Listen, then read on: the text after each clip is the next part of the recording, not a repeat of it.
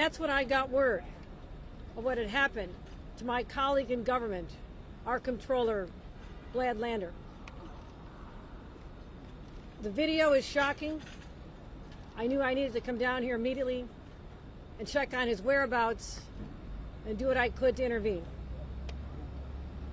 I'll let Brad speak about his experience, but to my knowledge, the charges, there are no charges. Charges have been dropped. He walks out of there a free man. But here is, while that is a positive outcome in a very high-profile case, we're also concerned about those that are walking out of this courthouse taken away from their families. They don't have the attention. They don't have the lawyers. And that's why the state of New York is providing $50 million to cover legal services for people who are finding themselves in this situation. We'll continue to do what we can to support the communities and the immigration coalitions and thank them for their work that they're doing at this time. It's hard to see these people, to know their stories, to hug them, to know they've been separated from loved ones. I just want to say we're a better country than this. We're a far better country than what we're experiencing. This is New York. This is New York. A land of immigrants. We're proud of them. As I stood in the hallway upstairs on the 9th floor waiting to know the whereabouts of my friend, almost everyone I spoke to who worked there in security and otherwise, they came from other countries. They're immigrants themselves. Don't forget that. Don't forget that. Ladies and gentlemen, I present our comptroller, Brad Lander. Thank you. I want to thank the governor, and I want to thank Immigrant ARC, the organization that I was volunteering with today, and all the other volunteers that are here. I'm New York City Comptroller Brad Lander, and I'm happy to report I am just fine. I lost a button. But, you know, I'm going to sleep in my bed tonight, safe with my family. I'm grateful to hear that the charges are not being brought, but if they are, I've got a lawyer. I don't have to worry about my due process rights. At that elevator, I was separated from someone named Edgardo, who I had just met a couple of minutes earlier. Edgardo is in ICE detention, and he's not going to sleep in his bed tonight. So far as I know, he has no lawyer. He has been stripped of his due process rights by a government and a judge that owe him a credible fear hearing before they deport him, and yet have decided instead to strip folks like Edgardo and the prior gentleman that I walked out with, whose native language is Yoruba, and who only got a translator in French. And so when the judge said, do you understand what it means that after I dismiss your case, you'll have no status?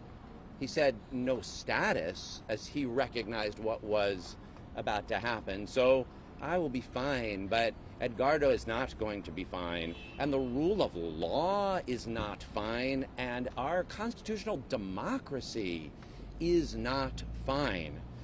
This is the third week in a row that I've come down here with Immigrant ARC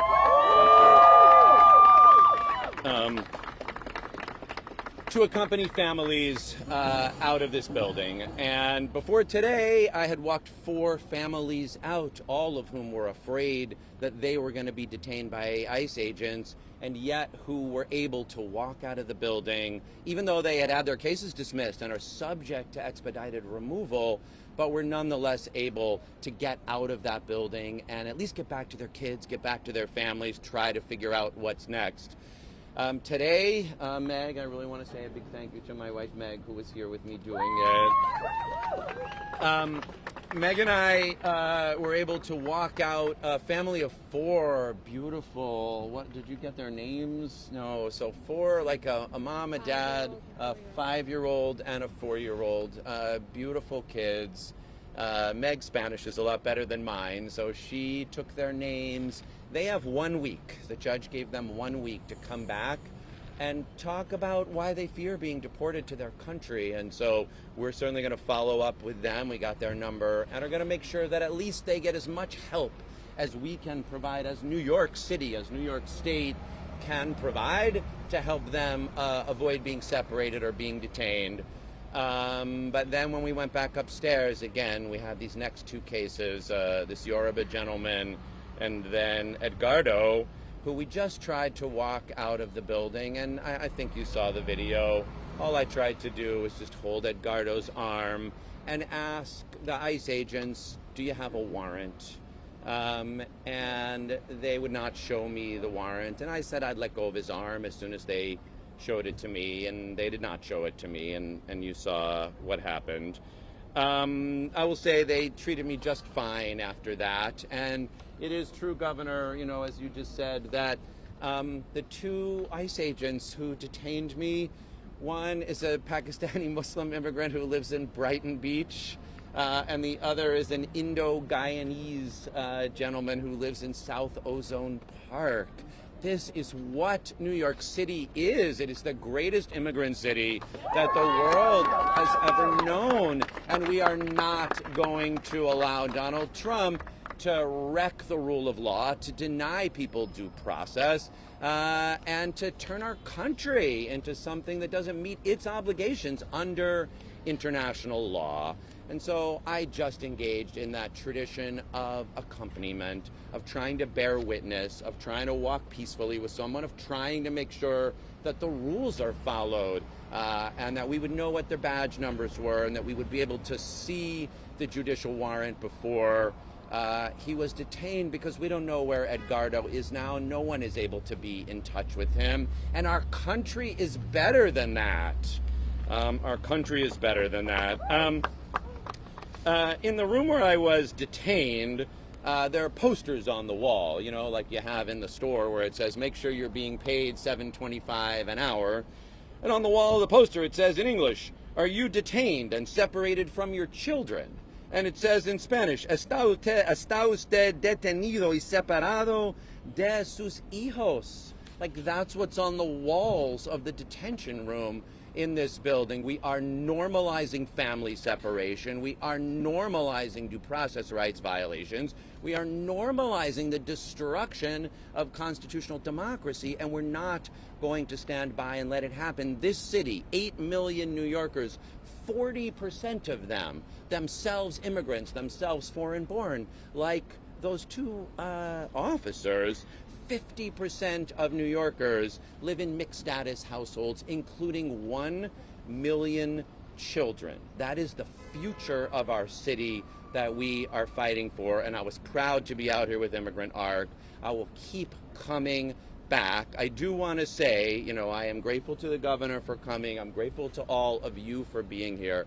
I believe it is important to show up and bear witness and accompany people, and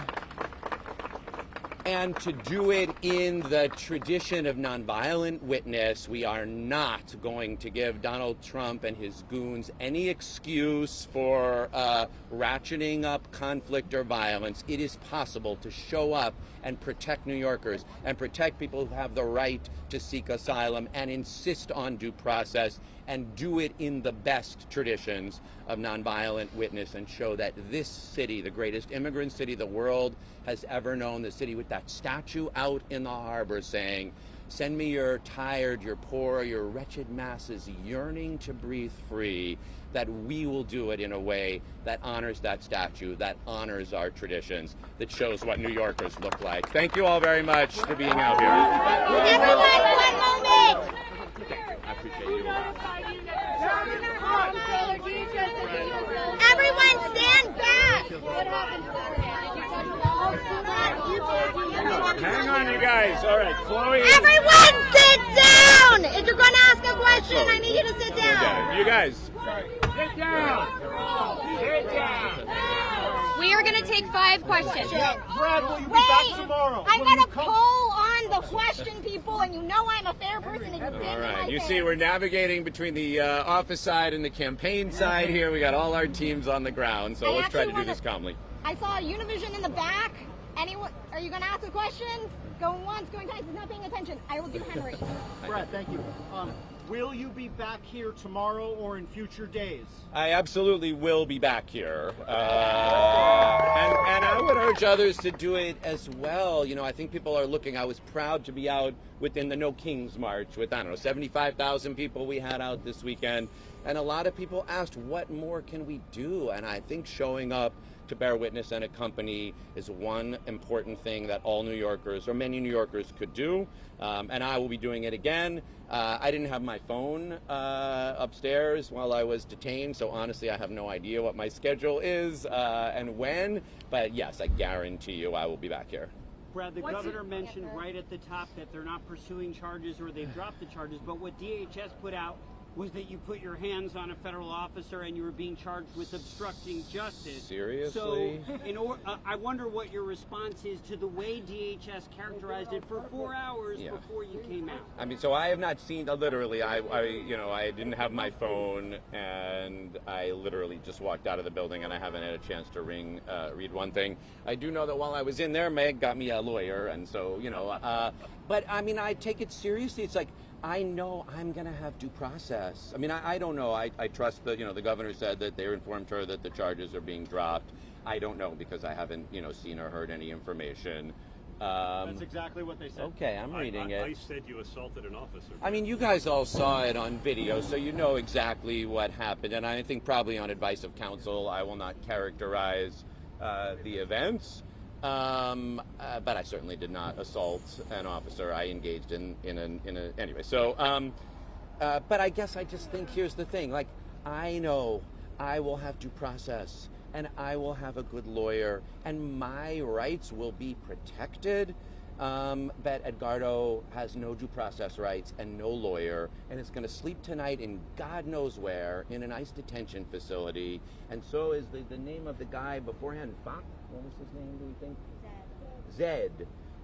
Zed the same, and you should have seen it. I mean, Courtney was in the room when they told Zed in French, though his native language is Yoruba, that, the dismissal of his case meant he had no status. And I think he asked back in French, what do you mean I have no status? Why? And he's not going to have a lawyer, and he's not going to have due process, and that's why I was here. And I'll certainly defend myself in court if DHS pursues charges. But what this is about is making sure that everybody has an opportunity to have a lawyer, to have their due process, and defend themselves in court. Hey, 5 fellow mayoral candidates came here within 90 minutes of you being arrested. I thank all of them. Called out for your release. What does that say about the tenor of the mayor's race? That here we are, voting has already begun. We're a week from the election, and people are racing down here to Was one of them Andrew Cuomo? No. Imagine that. Look, I mean, this is a critical time to have a mayor who will stand up to ICE and stand up to Donald Trump and insist on due process and the laws of this city. This is a sanctuary city. I was proud to co-sponsor those laws, and I'm going to show up and defend them. And partly why I'm running for mayor is that New Yorkers deserve better than a mayor like Eric Adams, who sold New Yorkers out in a deal for his own pardon with Donald Trump. And New Yorkers deserve better in a mayor than Andrew Cuomo, who on that debate stage last week, when I asked him, why did you deny those immigrant subway cleaners who risked their lives during COVID the prevailing wage and the health care they deserved, all he could think about was, hey, were they, and I couldn't believe he called them illegal. And you could tell in his head all he was worried about was, would it reflect badly on him? And what New Yorkers are deciding right now is, will we have a mayor who stands up for the traditions of this city, who protects immigrant New Yorkers, and who protects all New Yorkers? I am very grateful to the other mayoral candidates who came out here to call for my release, to stand up for those traditions, and I really hope New Yorkers will elect one of us. So Brad, I want to ask you at yours. Courtney right here. Brad, there are a lot of people who are going to say that this was a political stunt. I mean, I can recall back outside of Lynch, and that helped propel his mayoral campaign. Do you think that this is going to give you some sort of boost? And what do you think? What do you say to people who think that this is just some sort of political stunt? So first, I'll just say this is the third week in a row I've showed up, and the reason I started coming, we've got Murad Awadeh from New York Immigration Coalition here. I don't know, a few weeks ago I saw that as they started stripping people of status, as they started dismissing cases, religious leaders and observers who were here had been arrested and denied their right simply to sit and watch. And that was when I said to my team, I think it's important for us to go down there, and I hope other elected officials will as well. And I reached out to some who are not candidates for anything to say, I think we ought to show up in court. And I don't know what they'll have us do. I guess I expected to sit in a courtroom like we did for a minute and just bear witness and watch. But as soon as I got up in the elevator, a lawyer with Immigrant Art said, hey, this person has just been stripped of their status. Could you just try to accompany them downstairs? And that was a 25-year-old guy named Camilo, and he had like a 2-year-old named Brian who was scampering around. And they were both like, Camilo was shaking. And, he got in the elevator with me, and we went downstairs, and we really expected to have him grabbed like Edgardo was.